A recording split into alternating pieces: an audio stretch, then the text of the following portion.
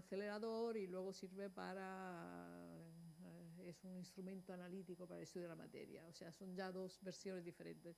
En realidad, sincrotrón es, el que tiene razón de verdad es Wikipedia, es un tipo de acelerador. Pero, ¿qué es la luz de sincrotrón? Entonces, la luz de sincrotrón es la luz, como ya sabéis todos, porque habéis hecho el recorrido, la luz que emiten, en este caso, los electrones de alta energía. Electrones o partículas cargadas de alta energía, por ejemplo, los iones. Esto es la imagen de un agujero negro. Y eso que se ve ahí es la luz de sincrotrón, porque también en el agujero negro, en las estrellas, hay campos, hay partículas con gran energía, hay campos magnéticos. Cuando la partícula gira, emite luz. Y esa es la luz de sincrotrón. ¿Por qué se llama de sincrotrón? Porque la primera vez que se midió fue en el que fue el primer sincrotrón, el acelerador sincrotrón, donde había electrones, y se vio esta luz y se midió. Era una luz, esta emisión estaba prevista teóricamente, pero allí se midió. Entonces se quedó con el nombre luz de sincrotrón. Por lo tanto, los agujeros negros hacen luz de sincrotrón en el universo. Esta es una representación de un agujero negro y nosotros la producimos en nuestro acelerador. Y entonces por eso nos llamamos alfa sincrotrón, porque producimos la luz de sincrotrón, que como habéis visto es un instrumento fantástico para entender la materia. Nosotros somos como un gran microscopio, que no es solo ver los detalles, sino también entender la composición química. Entonces, este es el origen del sincrotrón. Y producimos esta luz que va del infrarrojo hasta los rayos X duros. La luz de sincrotrón que producimos son rayos X, luz visibles, infrarrojo, todo esto, ondas radios, los rayos gamma, rayos cósmicos, todo esto es siempre lo mismo, es el espectro electromagnético, es siempre el mismo fenómeno. La diferencia entre un nombre y otro es la longitud de onda o la energía de los fotones, ¿no? Mayor es la longitud de onda, aquí está representado, menor es la energía de los fotones. Menor es la longitud de onda, mayor la frecuencia, mayor energía, menor es el detalle que podemos mirar en la materia. Y esta luz interacciona con la materia, ¿no? Interacciona, nosotros todos sabemos, aquí hay la parte del visible, que está representada aquí con los colores que nuestros ojos ven. Que la luz interacciona con la materia es un hecho que todos sabemos, lo tenemos muy digerido, el hecho de que cuando encendemos una luz en una habitación, la luz que viene de una bombilla o es la luz del sol, si ve un espejo, si llega al espejo se refleja, si llega a un cristal se transmite, si llega a la flor roja del vestido de la menina, coge todas las longitudes excepto la roja. Y los fotones que quedan, los rojos, llegan a nuestros ojos y nosotros entendemos que es una flor roja. ¿Por qué? Porque en nuestros ojos hay los detectores, que son los conos. O sea, nuestros ojos son fantásticos detectores, tienen todos estos conos que son centenares de detectores en cada uno de nuestros ojos, que al llegar el fotón, que la flor roja no absorbe, tienen un impacto que hace así que manden luego la señal a través de los nervios a nuestro cerebro. Y nuestro cerebro decide, esto es una flor roja. Todo esto lo hacemos de manera natural y somos detectores y somos ordenadores y tenemos el software todo dentro de nosotros. Aquí lo que hacemos es algo parecido, pero que en vez de dedicarse a la luz visible, expande y por lo tanto puede dar mucha más información. Es verdad que tampoco conseguimos hacerlo todo a la vez, porque nuestras capacidades son fantásticas. Nosotros aquí tenemos que desarrollar tecnologías diferentes para las diferentes interacciones. Por lo tanto, hay la línea, habéis visto, hay muchas líneas, cada una es a su manera. Cada línea está dedicada a una tecnología de interacción de la luz con la materia. Y por lo tanto necesitamos ojos diferentes, dependiendo si queremos hacer la absorción, si queremos estudiar la difracción, si queremos estudiar la transmisión. Cada línea tiene sus ojos, sus detectores, y luego tiene su software, que también es diferente, y tiene sus ordenadores, y por lo tanto recreamos esto en el sincrotrón. Y lo hacemos utilizando los electrones, acelerándolos. Habéis visto, había la maqueta, ¿no?, donde se ve la base de la aceleración son campos eléctricos para dar energía, para acelerar, y campos magnéticos para girar. Así como en el agujero negro hemos visto antes, el hecho de que la luz gire es porque las partículas están girando, porque hay campos magnéticos.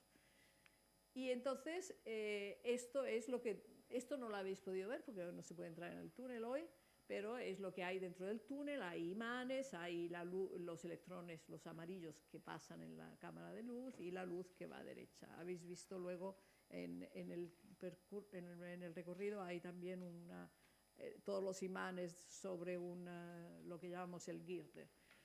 Y esto es dentro del túnel, que como veis es más complejo de lo que tenemos fuera, porque está todo ya con todas las conexiones, la conexión a los elementos que dan la potencia, a los que enfrían, los controles, etc.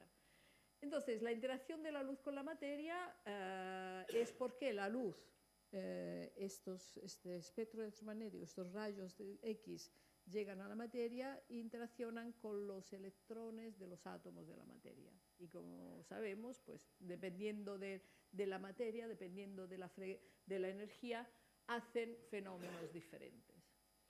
Y esto es lo que se utiliza luego. Esta luz emitida por los electrones dentro del túnel se saca y se lleva a las líneas. Aquí veis una representación muy simplificada, pero como habéis pasado por las líneas, veis que son tecnologías muy complejas, porque para que la luz que llega a la muestra que se quiere estudiar tenga exactamente la dimensión, la energía, la polarización para hacer el experimento, se necesita todas estas cámaras de vacío, donde dentro hay espejos, hay rendijas, hay cristales. O sea, es una tecnología muy especial.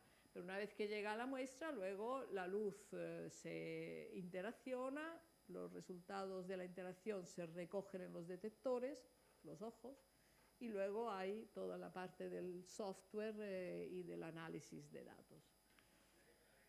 Y como habéis visto, ahí tenemos en función, en este momento hay 10 líneas en función, 4 en construcción, algunas las habéis visto, por ejemplo, si habéis pasado, y hay Faxtor, esta con el hatch, lo que llamamos, la caseta toda amarilla, esta está en construcción, pero la mayoría de ellas están en operación. Entonces, ALBA lleva en función desde el 2012. ALBA fue aprobado, el proyecto de ALBA, en el 2003. Para hacer todo lo que habéis visto aquí, o por lo menos una gran parte, porque algunas de las líneas se han ido añadiendo después, se necesitan años de diseño, de construcción, de licitaciones, de instalación, de puesta en marcha. Entonces se hizo la primera operación de ALBA, empezó en el 2012, por lo cual llevamos 10 años, una década funcionando. Y somos lo que se llama un sincrotrón de tercera generación. La tecnología de los aceleradores y de las líneas ha ido evolucionando en los años. Los primeros sincrotrones dedicados a la utilización de la luz de sincrotrón fueron de hace ya 60 años, en los años 60. Y eran, como os he dicho antes cuando os he explicado de dónde viene la palabra luz de sincrotrón, eran aceleradores dedicados a otra cosa, eran aceleradores dedicados a, por ejemplo, a hacer colisiones.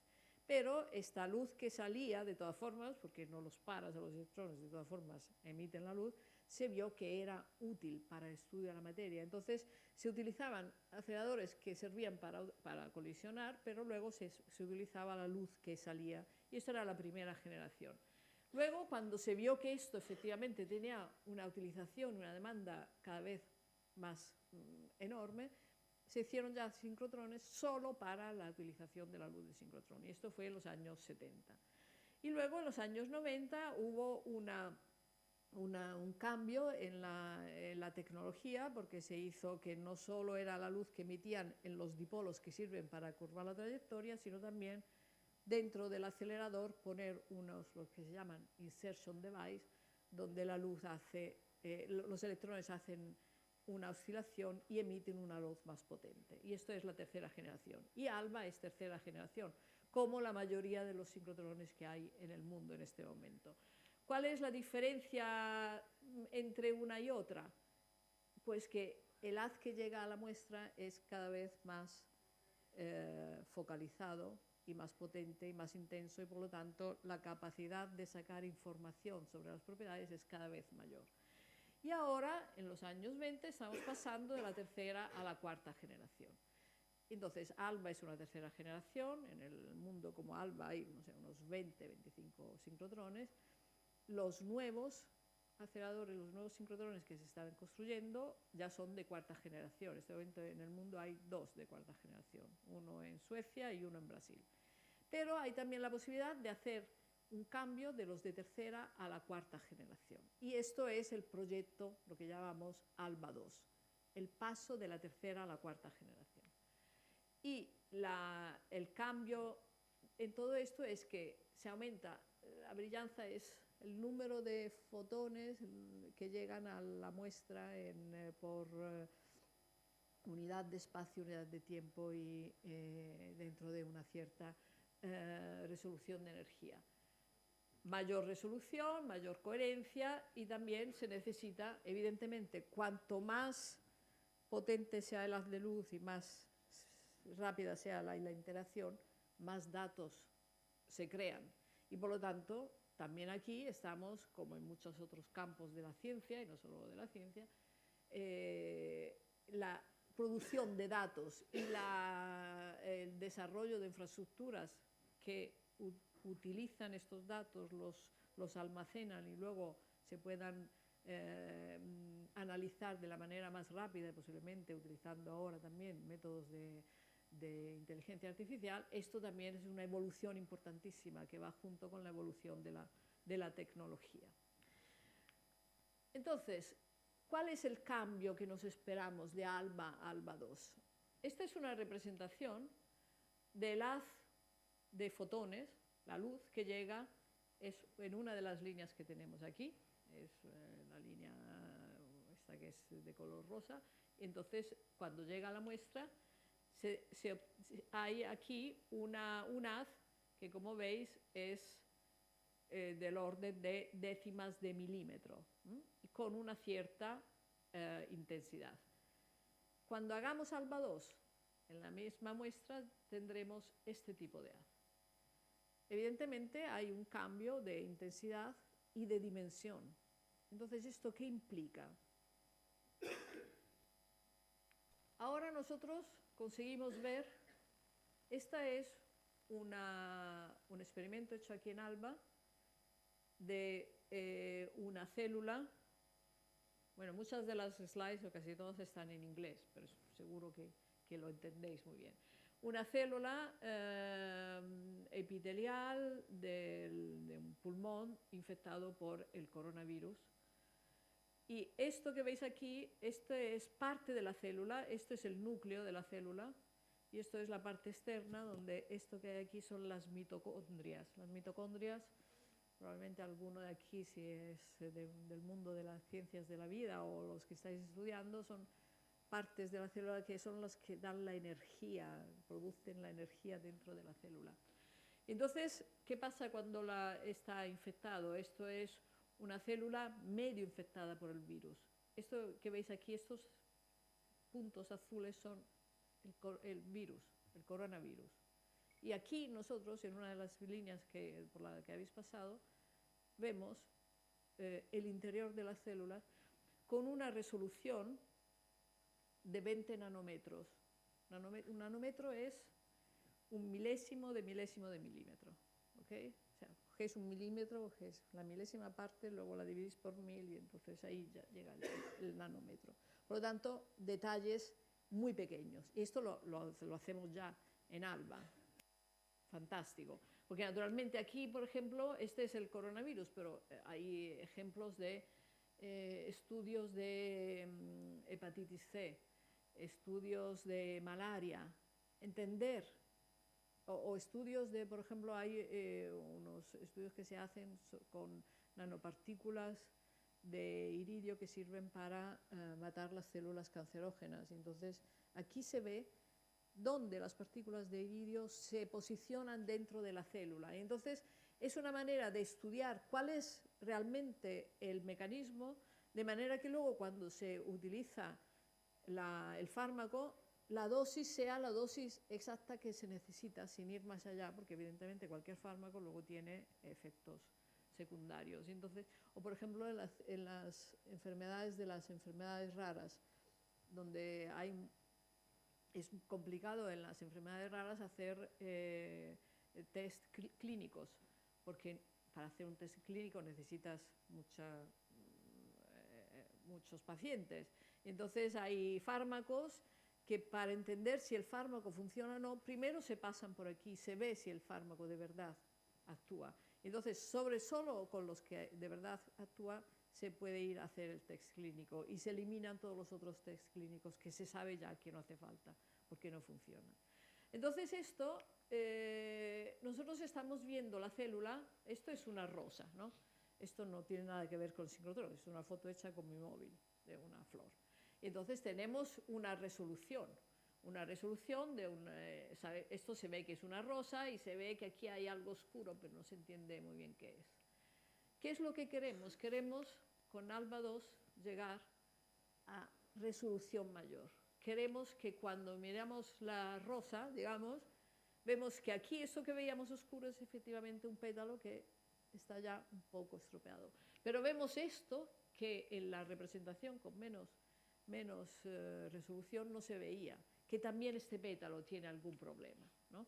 Entonces, con ALBA 2, lo que veremos aquí, no tengo la imagen con mejor resolución, porque no tenemos todavía ALBA 2, pero veremos aún mejor los detalles y podremos ir, en vez de los 20-30 nanómetros de la medida de ahora, a 1 nanómetro, por ejemplo. Entonces, ¿esto cómo lo hacemos?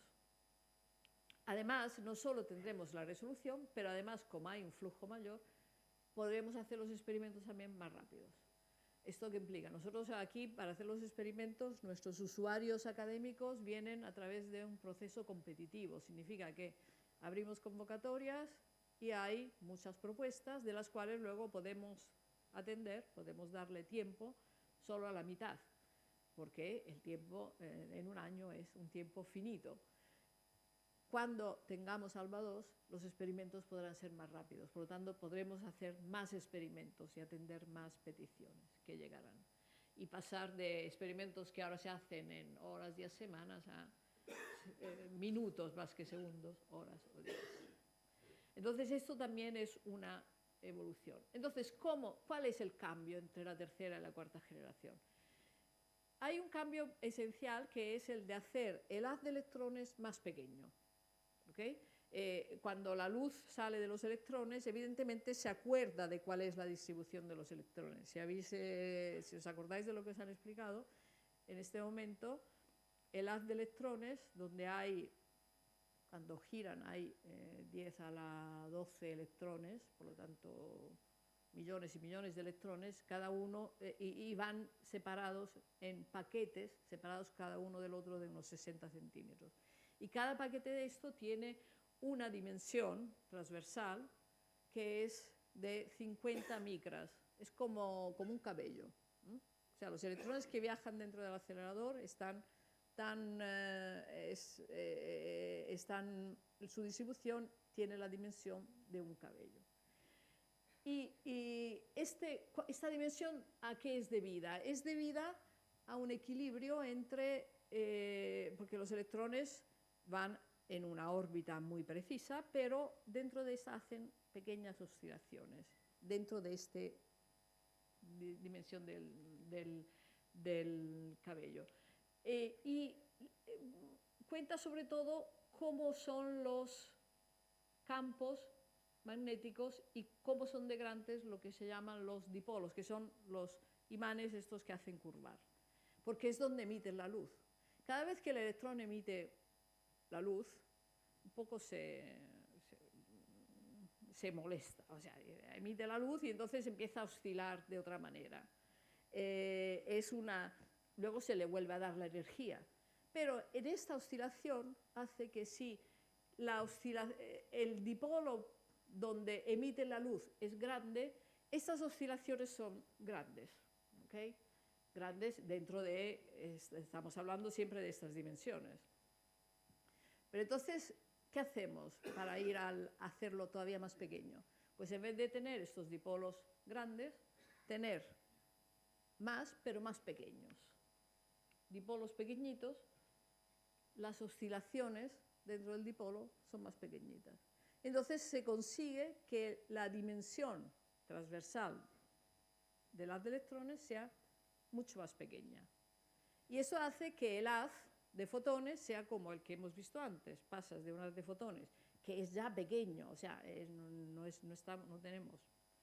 como la máquina fotográfica, o sea, estamos hablando de cosas ya muy pequeñas, pero iremos todavía más en dimensiones más pequeñas.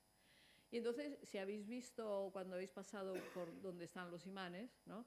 Luego en la pared hay otra imagen que es el diseño de cómo cambiará el acelerador. Vamos a sustituir el acelerador. Los imanes estos que tenemos dentro del acelerador, que son como los que están físicamente en el hall experimental, los vamos a sustituir con una estructura donde hay muchos más imanes, más pegados los unos a los otros, pero más pequeños. Y esto hará que el haz de electrones sea mucho más pequeño.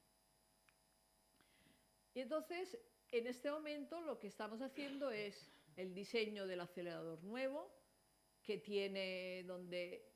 O sea, lo importante es que estos electrones, la órbita, o sea, el camino que hacen, la estabilidad, tiene que ser espectacular. O sea, necesitamos que, cuando estamos hablando de que queremos mirar detalles de nanómetros, significa que el haz que llega a la muestra y la muestra, en tanto, tienen que ser estables, por lo menos a esa dimensión, porque si hacemos un haz de 1 nanómetro y luego lo movemos, pues al final es como cuando hacemos la foto movida, no sirve para nada. Necesitamos que haya estabilidad. Y por lo tanto empezamos la estabilidad no solo en el edificio que habéis visto, sino también lo que son los soportes de los imanes, que son especiales. Están diseñando, tengo aquí ingenieros que están diseñando estos soportes con gran precisión. Y luego la cámara de vacío donde pasará este haz muy pequeño. También esto es, o sea, ¿por qué no se ha hecho antes esto? Porque así como lo he explicado parece una cosa sencilla. ¿Por qué no había antes la cuarta generación? Porque para hacer esta cámara de vacío y los imanes pequeños necesitas una tecnología de vacío que no existía hace 20, 30 años. Es algo que se ha desarrollado ahora. Y luego los imanes que se van diseñando. Y, por ejemplo, una cosa que también es importante para este diseño, para estudiar toda la dinámica de las electrones dentro, ahora se utilizan unos métodos de simulación que utilizan códigos genéticos que tampoco existían hace años. O sea, la evolución, la tecnología de los sincrotrones que hemos visto que llevan 60 años, ha ido haciendo evoluciones continuas, pero luego ha habido estos saltos, y este salto se basa también en que ha habido desarrollos tecnológicos también en otros campos que luego se utilizan aquí. Y por lo tanto estamos estudiando, estamos diseñando el acelerador, pero luego no es solo eso, no es solo cambiar el acelerador. Las líneas las mantendremos todas, todo esto que habéis visto se mantendrá. Alguna habrá que cambiar. Algunos, por ejemplo, hemos hablado de este haz mucho más potente, entonces habrá espejos que tendremos que cambiar. O sea, hay cada línea, el equipo de cada línea está estudiando cómo va a ser la línea para ALBA 2, qué es lo que hay que cambiar para ALBA 2. Pero además tenemos un espacio, que esto es nuevo. Este espacio, nosotros ahora estamos aquí dentro, aquí es por donde habéis entrado, por aquí. Esta es la cafetería y todo este espacio es un espacio nuevo que ahora tenemos, que nos ha sido asignado por la Generalidad, donde hay espacio para líneas largas. ¿Por qué líneas largas? Porque este poder de resolución, a medida que aumentas la distancia entre donde la luz se produce y donde pones la muestra, el poder de resolución también mejora. Por lo tanto, tener una línea larga hace que podamos ir propio a valores que son competitivos a nivel mundial. Y por lo tanto tendremos estas líneas largas donde, esto para los que entendéis de fórmulas, tenéis, esta es cuál será la posición de la transversal, la resolución, donde aquí P es esta distancia. Por lo tanto, mayor es P, menor es delta X. Y luego además también tendremos la posibilidad de utilizar más la coherencia, que también la coherencia nos da imágenes más nítidas. Podemos estudiar las diferentes fases, o sea, esto aumenta con la longitud. Entonces esto es algo que estamos trabajando ahora. Estas son las líneas que tenemos ahora y estas son las líneas futuras largas de hasta 200, la más larga me parece que llega casi a 300 metros. Entonces, ¿qué se pondrá aquí? Estamos trabajando en ello. Tenemos en este momento equipos con gente nuestra y gente de usuarios de toda España, también de fuera de España, haciendo proyectos para estas líneas. Y los evaluaremos durante el mes de junio y luego en el mes de julio tendremos la decisión sobre cuáles serán las estructuras que irán aquí. En principio, la idea es que empezaremos con 2 de ellas y la idea que tenemos en este momento, aunque todavía tenemos que hacer la evaluación final, es que una esté dedicada a ciencias de la vida y una dedicada a ciencias de materiales. Esto es como lo vemos a día de hoy. Luego después, cuando tengamos la evaluación, todos los informes de los evaluadores y tal, a lo mejor no es idea, pero yo creo que esta será para empezar lo que es ALBA 2. Además, quiero también mencionar que no la habréis visto porque no hace parte del circuito, pero no tenemos solo las líneas, tenemos también lo que es un centro de microscopía avanzado con microscopios electrónicos. Los microscopios electrónicos son instrumentos que compras a la industria todos enteros y son instrumentos que son microscopios donde lo que hace es utilizar la interacción entre los electrones y la materia. O sea, nosotros los electrones los aceleramos y ellos producen la luz y usamos la luz, la interacción de la luz. Sin embargo, los microscopios electrónicos se producen electrones a una energía mucho menor de la que utilizamos nosotros, pero directamente la interacción de los electrones. Y esto es un centro hecho en colaboración con institutos catalanes, tenéis institutos catalanes, espero que estén los logos, donde estos instrumentos son instrumentos que pertenecen a estos institutos, pero que están aquí. Y este modelo lo desarrollaremos todavía más con ALBA. Tenemos en este futuro vamos a ofrecer a la comunidad científica, académicos e industriales, no solo las líneas de luz, sino también otros instrumentos, lo que llamamos multimodal methodologies. Esto es la palabra nueva que se utiliza ahora mucho, en que para estudiar una muestra no solo quieres ver la difracción, sino que quieres ver también la espectroscopía, quieres ver la imaging, entonces tener diferentes tipos de instrumentos de manera que el científico o la empresa que necesita entender tenga una respuesta muy general. Y esto se hará con ALBA 2. Aquí están lo que decía antes de los microscopios, que tenemos ahora dos microscopios, uno ciencias de la vida, y aquí se ve la imagen de una proteína, y uno ciencias de materiales, donde lo que veis aquí son átomos. Es la imagen de los átomos de una muestra. O sea, los microscopios consiguen ver hasta los átomos. Cosa que nosotros también podemos verlo a través de la difracción, podemos ver la posición de los átomos. Para hacer esto necesitas que la muestra que utilizas en los microscopios sea muy fina, por lo tanto es complementario a lo que hacemos aquí. Aquí podemos ver una célula entera y luego para ver los detalles todavía más pequeños se puede cortar en capas muy finas y entonces lo completas con los microscopios. Entonces son complementarios estos dos métodos. Y aquí tenéis los logos de los institutos participantes. Y esto irá más adelante con otro proyecto que se llama ENCAEN, que es sobre todo para temas de materiales de energía. O sea, una parte muy importante de nuestra actividad es la actividad en el desarrollo de materiales de energía, significa baterías, por ejemplo, catalizadores. Esto es algo que materiales superconductores para el transporte de energía. Y entonces hay otro proyecto que también está basado en nuevos microscopios. Entonces, este espacio que tenemos aquí veis las líneas, las que antes os he mostrado desde arriba. Aquí hay los proyectos de las líneas. Y hay espacio para otros institutos también, otros institutos que aprovechen esta capacidad de ALBA de producir instrumentos para dar soluciones a los que son los retos de la sociedad. Y entonces aquí también estamos hablando tenemos proyectos, ideas con diferentes grupos de instituciones en los que lo que queremos hacer es hacer aquí un centro de materiales, aquí un centro de biología que esté conectado con la línea de biología, aquí el centro de materiales con la línea de materiales, y esto estamos en ello, estamos trabajando. Porque los tiempos, ¿cuándo se hará ALBA 2?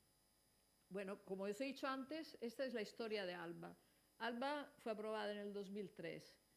En el 2011 estaba ya en marcha, commissioning, y la operación empezó en el 2012. Por lo tanto, se necesitan, como veis, 8 años por lo menos, desde el momento en que está aprobada al momento en que lo tienes para ponerlo en marcha. En este momento nosotros empezamos el estudio de ALBA 2, los primeros estudios, el primer diseño en el 2021. Hoy estamos en el 2023 y estamos en un momento en que estamos preparando el prototipaje, esto que habéis visto, lo del girder con los imanes. Tenemos la financiación para hacer los primeros prototipos, hemos tenido financiación para hacer una línea nueva que está ya definida para ALBA 2 y estamos negociando con nuestros financiadores, que son el Ministerio de Ciencia y el Departamento de Recerca, la financiación para todo el proyecto, que todavía no está aprobado, pero no está financiado, o sea, estamos en ello.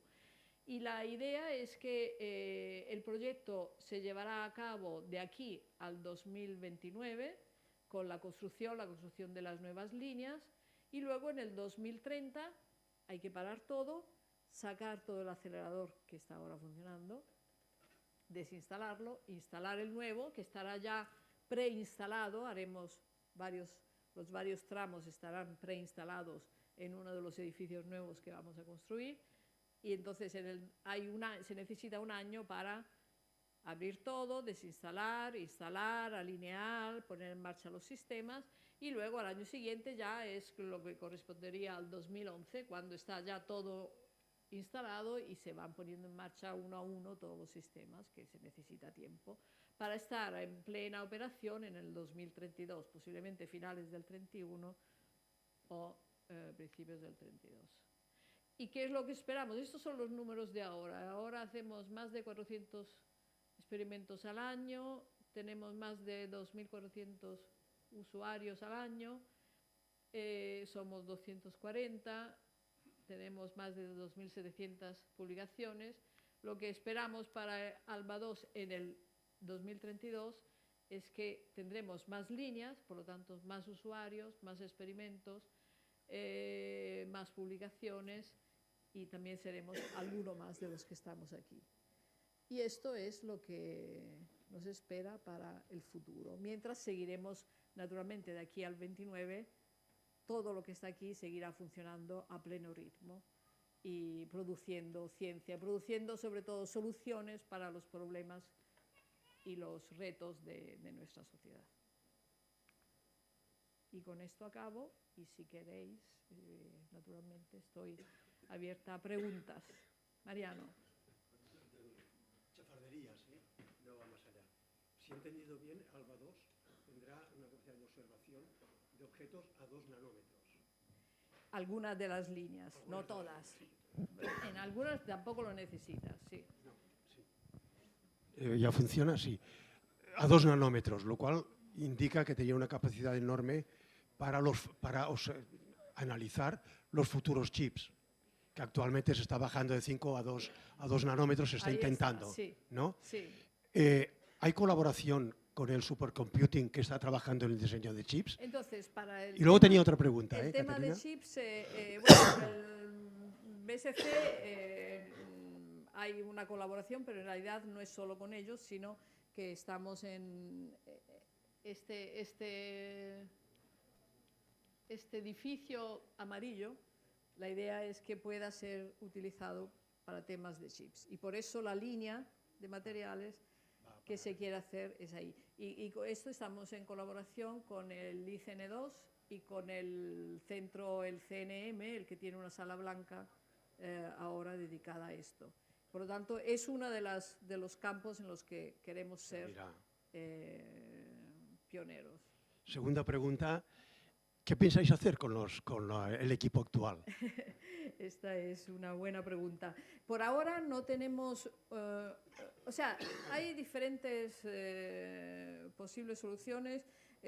A veces se dice, bueno, ¿por qué no se dona a algún sitio donde puedan hacer un sincrotrón? Hay, por ejemplo, un proyecto de hacer un sincrotrón en África. Esta es una posibilidad, pero yo no lo veo muy claro porque aunque sean elementos que funcionan, de todas formas, si de aquí a 10 años les ofreces a países una tecnología que está ya pasada, empiezan como con baja calidad, ¿no? Entonces, y si no, pues habrá que llevarlos a algún sitio donde se puedan aprovechar los materiales y utilizar los materiales simplemente, pero no en los sistemas tal cual.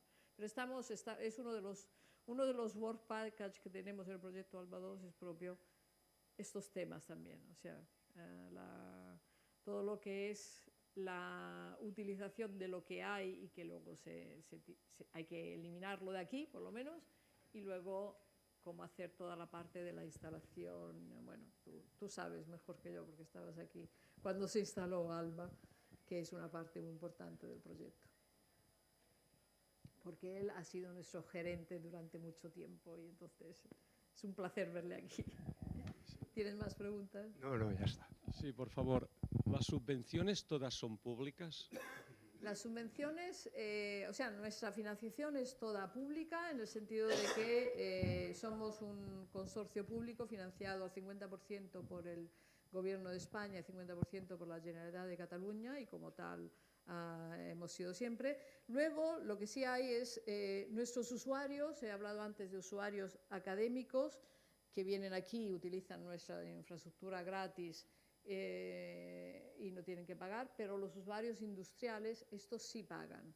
Pagan lo que es el coste de la operación de las horas que utilizan, y entonces ahí tenemos un ingreso que pero no es muy grande, o sea, es un ingreso que utilizamos sobre todo para poder desarrollar mejores servicios para la industria. Es una parte muy importante de la actividad de ALBA, la de dar servicio a la industria. Naturalmente ellos pagan y sus resultados son confidenciales, son privados, mientras que los que vienen a través del proceso competitivo y públicos tienen que publicar sus resultados, porque son resultados de todos, pero es una parte esencial para las empresas. Y en este momento hemos dado servicio a más de 70 empresas y de estas 50 y pico % son empresas españolas, que cuando ALBA empezó no tenían ni idea de lo que significaba sincrotrón, o sea, no sabían nada. Sin embargo, ahora de estas además más de un tercio son pequeñas y medianas empresas. Entonces esto es muy importante, o sea, nosotros hemos hecho y seguimos haciendo y lo seguiremos haciendo en el futuro mucho trabajo de divulgación en el mundo industrial de cuáles son las posibilidades que tienen aquí las empresas para su desarrollo y para la innovación. El tipo de empresa que más nos utiliza naturalmente es la farmacológica, como podéis imaginar, o sea, esto hace parte, las empresas farmacológicas siempre han utilizado sincrotrones. Vale. Pero luego hay muchas otras, química, de materiales, incluso de packaging para el food, para la alimentación, o sea, lo que son los envases, desarrollar envases que sean envases ecológicos y que mantengan las propiedades. Hay muchos tipos de empresas, cosmética, en fin, hay... ¿Y el nombre de ALBA? ALBA es la primera luz. Ramón no está aquí, que es nuestro presidente honorario, el Ramón Pascual. Es la primera luz de sincrotrón, por eso es ALBA. ¿No? O sea, no tiene un significado... Sí, correcto. Ya lo entiendo. Mariano, ¿quieres decir? Si me permites, inicialmente el nombre que se propuso fue Aurora. Aurora tenía la ventaja que es lo mismo en inglés, catalán y castellano. Una vez determinado el nombre, pues resulta que en Japón hay un pequeño sincrotrón que se llamaba Aurora. Entonces lo que se buscó al cambiar el nombre es, primero, que fuera corto, segundo, que empezara por A. ¿Por qué hay que empezar por A? Porque si tú alfabetizas los sincrotrones, pues ALBA está por delante de todos. de Soleil, Correcto, entonces, vale. se decidió ALBA, que en inglés no quiere decir nada, pero que sí que en catalán y en castellano sigue siendo la primera luz, ¿no? Sí. Muy bien, gracias. Y seguimos siendo los primeros. Cuando hagan el africano ya no seremos los primeros porque se va a llamar AFLS, African Light Source. Vamos a perder esta primera posición, pero bueno. Faltan años. Faltan años, sí. Más preguntas, sobre todo de los jóvenes. Joven, sí.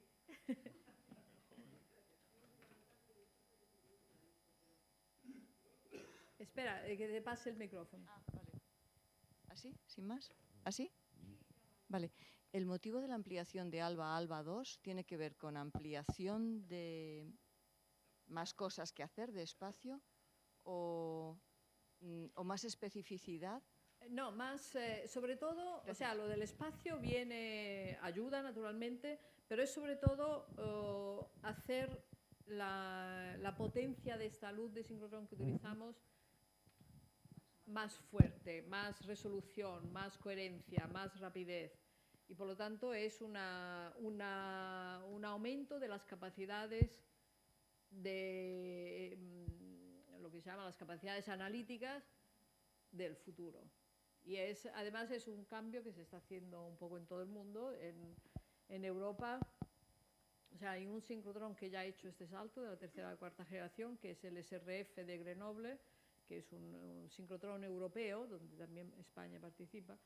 Y este es el primero que ha hecho este salto, pero ahora lo están haciendo en cascada todos los sincrotrones. Nosotros en Europa somos uno de los más jóvenes y llegaremos un poco, o sea, también en el paso lo haremos después de otros, pero vamos, estamos todos haciendo este salto. O sea, la tecnología, hay que ir avanzando en la tecnología.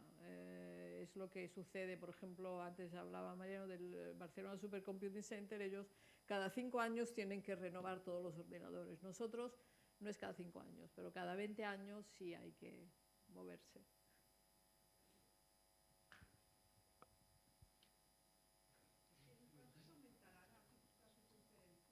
No, la circunferencia es la misma.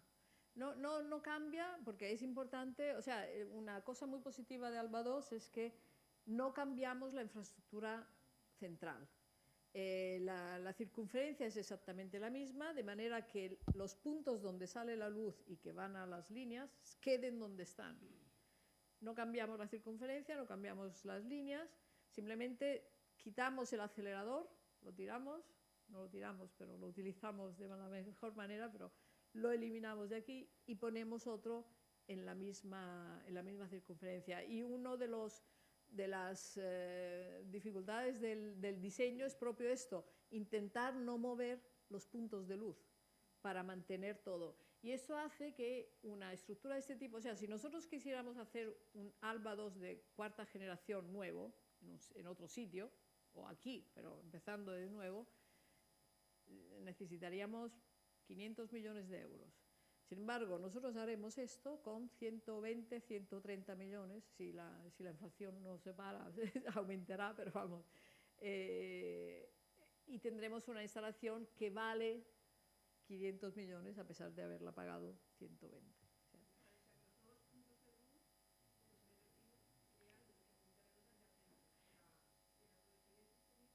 Sí, o sea, ¿dónde está ahora?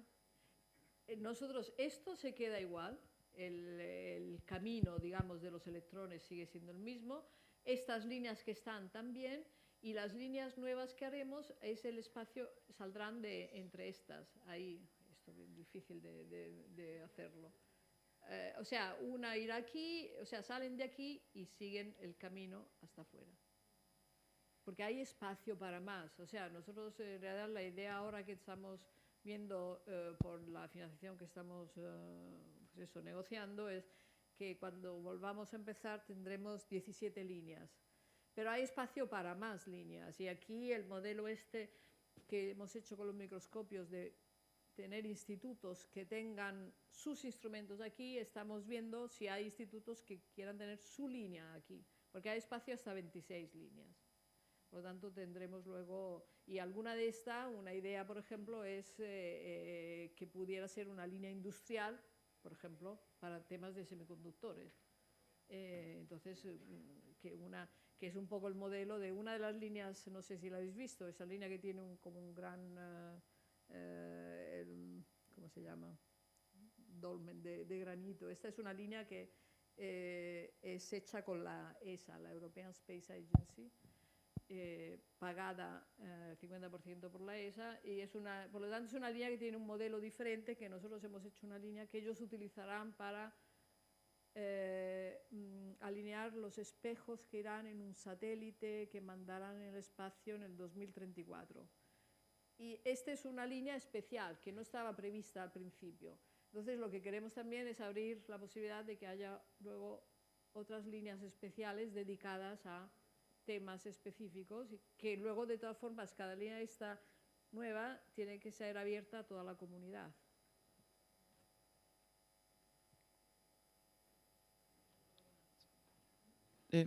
Mis compañeros y yo teníamos una duda de lo que has explicado de cuanto más grande, más larga la distancia desde la línea, más precisión tiene. O sea, nosotros no acabamos de comprender, o sea, ese tema. Dice, más larga, más se mueve. No, es esto que... A ver, ¿dónde está? No, para arriba. ¿Veis esta fórmula aquí? ¿No? Sí.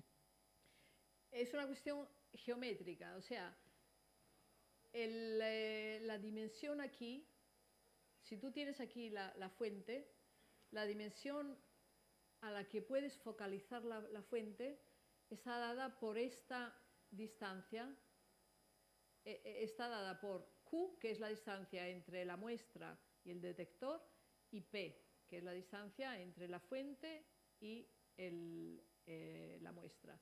Porque lo que haces es focalizarla. Entonces, cuanto más espacio tenga, más pequeño puede ser el punto donde lo focalizas. O sea, es la aplicación directamente de esta fórmula. Vale. Y luego, naturalmente, tienes que optimizar, porque si luego pones el detector demasiado lejos, pues entonces luego vuelves a perder. O sea, es el haz de luz lo tienes producido en un punto y luego lo vas focalizando y luego pasa por un punto donde es mínimo y luego sigue, Sí, se ensancha otra vez. Donde es mínimo es donde pones la muestra. ok. Pero claro, también es importante cuando llega, o sea, que no haya demasiada Distancia de divergencia. estación. Vale. Y yo he hablado de dimensión transversal. En realidad lo que interesa no es solo la dimensión, sino también la divergencia. Porque tú puedes focalizar mucho en un punto, pero si la divergencia es grande, enseguida vuelve a explotar. Vale. Sin embargo, con este método de la cuarta generación, lo emitas, la emitancia, vosotros sois de ciencias, habéis hecho...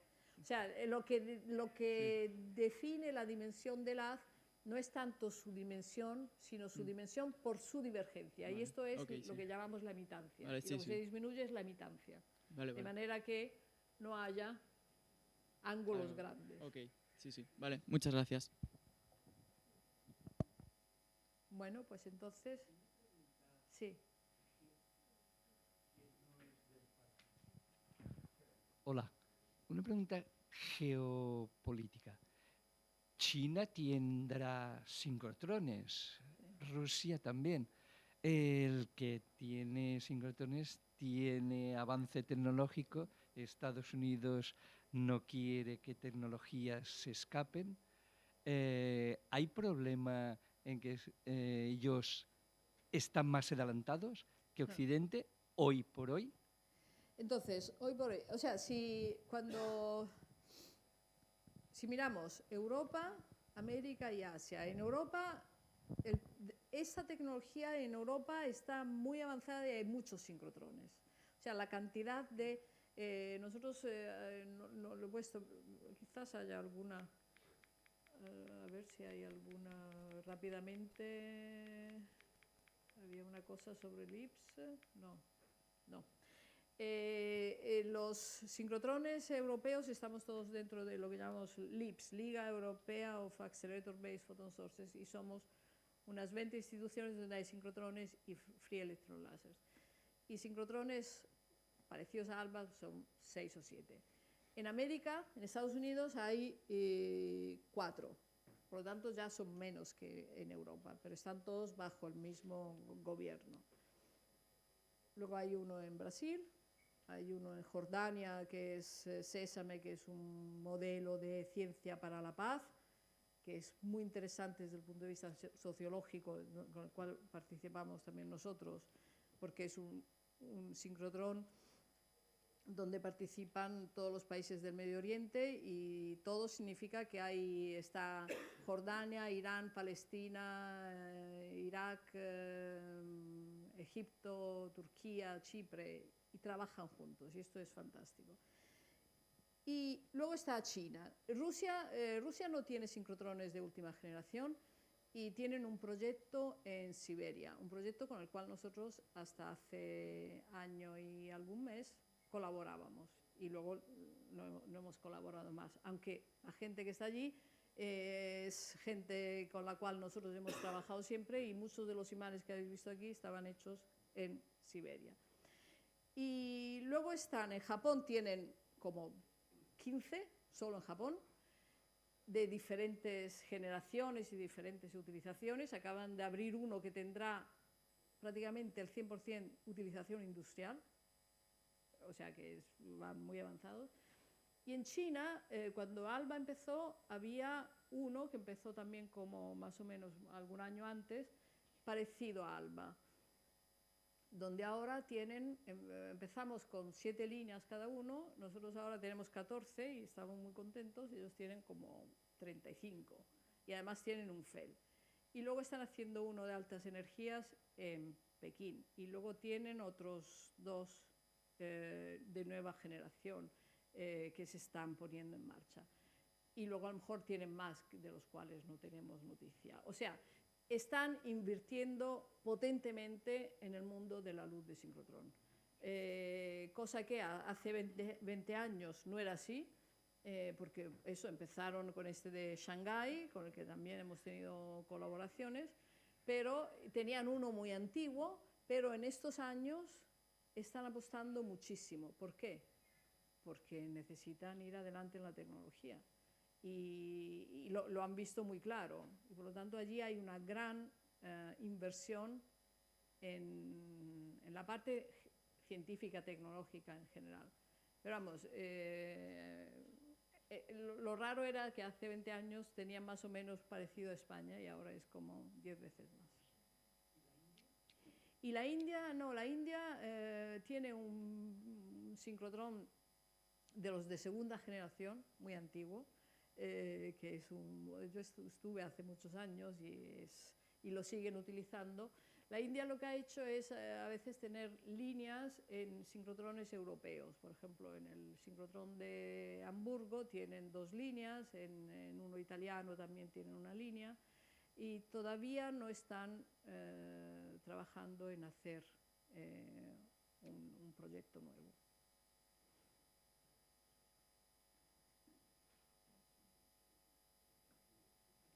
Pues si no hay más preguntas, ¿hay más preguntas?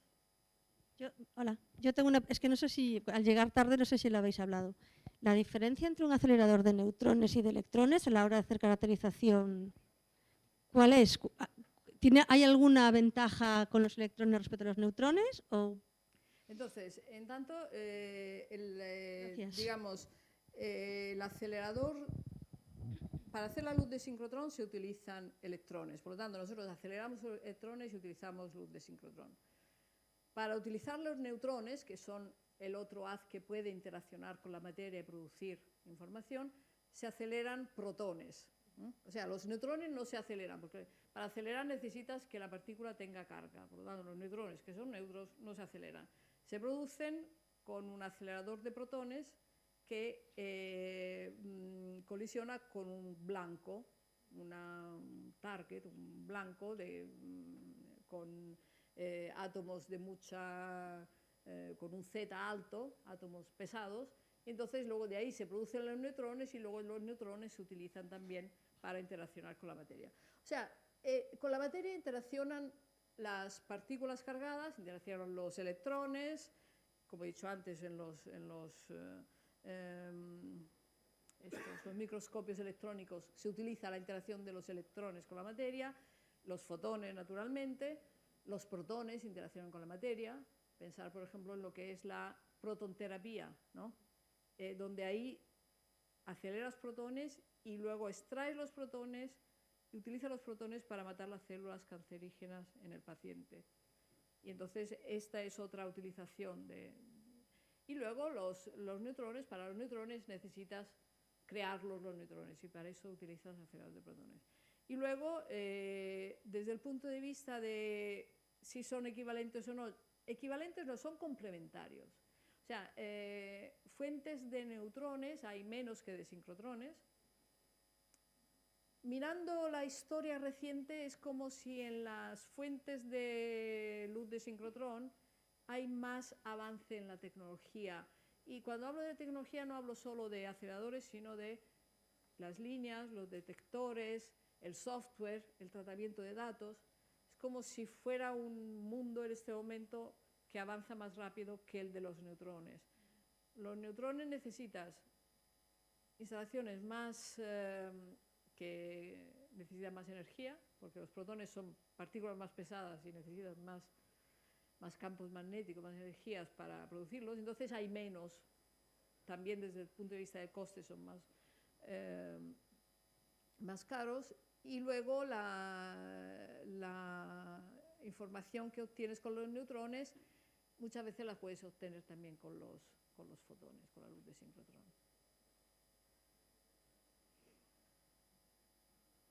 Hola. Una pregunta, ¿qué diferencia hay entre un sincrotrón de alta energía y de baja energía? Muy buena pregunta. Entonces, si hablamos de luz de sincrotrón, la baja, o sea, nosotros somos un sincrotrón donde los electrones llegan a 3 GeV, 3 gigaelectronvoltios. La luz que emiten los electrones de 3 gigaelectronvoltios tiene un rango de frecuencias o de energías que van desde el infrarrojo hasta puedes llegar hasta 70 keV. Si tú aumentas la energía de los electrones, puedes llegar a energía de fotones todavía más allá, energías más altas de fotones. Por lo tanto, dentro del mundo de la luz de sincrotrón, la mayoría están como nosotros, en los 3 GeV o 2,5, porque el rango de energías que necesitas para la mayor parte de los experimentos te las cubren muy bien estos. Sin embargo, si necesitas, por ejemplo, hacer una tomografía, una imagen de un objeto metálico grande, ahí necesitas que los fotones tengan energías muy altas. Y entonces necesitas ir a un sincrotrón donde los electrones sean con energías mayores. Y por ejemplo, el SRF del que hablaba antes, la energía son 6 GeV, o sea, tiene el doble de energía, por lo tanto, su rango de energía de los fotones va todavía más allá. De 6 GeV hay menos sincrotrones también en el mundo. ¿Por qué? Por dos motivos. Uno, también son más caros, o sea, si en vez de 3 GeV son 6 GeV, tienes que hacerlo más grande, darle más potencia, entonces es una cuestión también económica. Pero también porque en realidad hay más necesidad de las frecuencias que hacen los de 3 GeV que las de 6 GeV. Por lo tanto, de 6 GeV hay el de Francia, de europeo, uno en Hamburgo, uno en Japón y uno en Estados Unidos, 4. De los otros hay 30. Y luego, en realidad, si quieres la palabra sincrotrón, en realidad es como acelerador. Por ejemplo, los que están en el CERN, en el LHC, es un sincrotrón, porque es un anillo circular donde inyectas protones y los aceleras. Esto es un sincrotrón. Solo que allí vas a energías mucho más altas, son protones, y lo que hace es colisionar protones con protones. Entonces eso es otro tipo de experimentos, ¿no? Porque no utilizas la luz que emiten los protones, que también la emiten, la luz de sincrotrón, pero esa no la utilizas. ¿Contestado?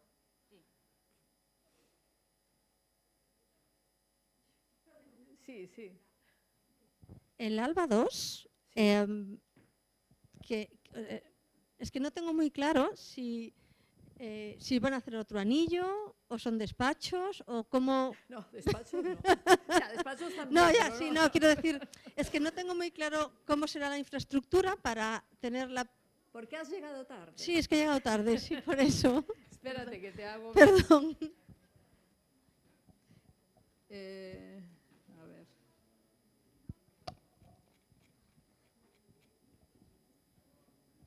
O sea, el ALBA 2, lo que vamos a hacer es sustituir el acelerador, poner uno exactamente donde tenemos al de ahora, exactamente en el mismo sitio, pero hacerlo de una manera que los electrones que circulan están más focalizados, tienen una dimensión menor.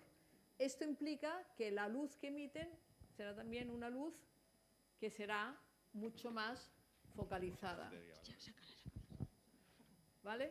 Esto es la luz en alba y esto es la luz en alba 2, en una de las líneas, ¿no? Entonces esto dará la posibilidad de hacer experimentos con mayor resolución, con mayor rapidez, con mayor coherencia, pero el ALBA 2 principal es la sustitución del acelerador, la renovación de los elementos de las líneas experimentales que se necesiten renovar y luego líneas nuevas, largas, que es lo que me preguntaban antes los chicos, el hacer estas líneas largas que serán nuevas y que aprovecharán aún más este haz especial de ALBA 2. Y luego algún despacho más también, sobre todo si yo escucho a mi gente, todos quieren más sitio, más despachos, más de todo, evidentemente. Se hizo en Sardañola, aquí a lo mejor Mariano puede contestar mejor que yo. Entonces, bueno, porque hubo un gran compromiso de parte del Gobierno de la Generalitat de Cataluña. O sea, eso fue esencial.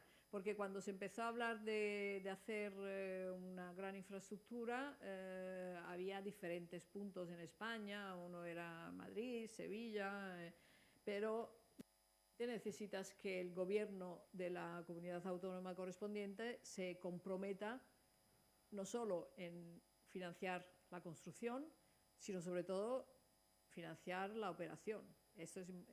Y el gobierno de la Generalitat se comprometió a ello, por lo tanto se hizo aquí.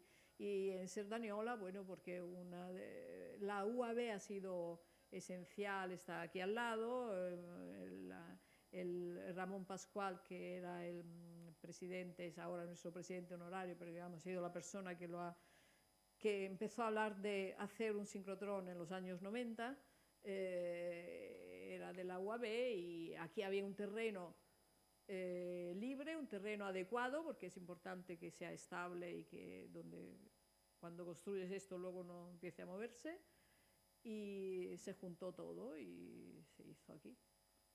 Y ha sido un gran acierto. Los astros se juntaron. Era un momento en que la economía española estaba bien, en el 2003 había euforia, luego llegaron los años no tan fáciles, pero así todo, a pesar de los años no tan fáciles, el compromiso inicial de las dos administraciones se mantuvo incluso en los momentos más dramáticos de la crisis económica, y por lo tanto nos ha permitido hacer lo que estamos haciendo ahora. Y que dure. Gracias a vosotros.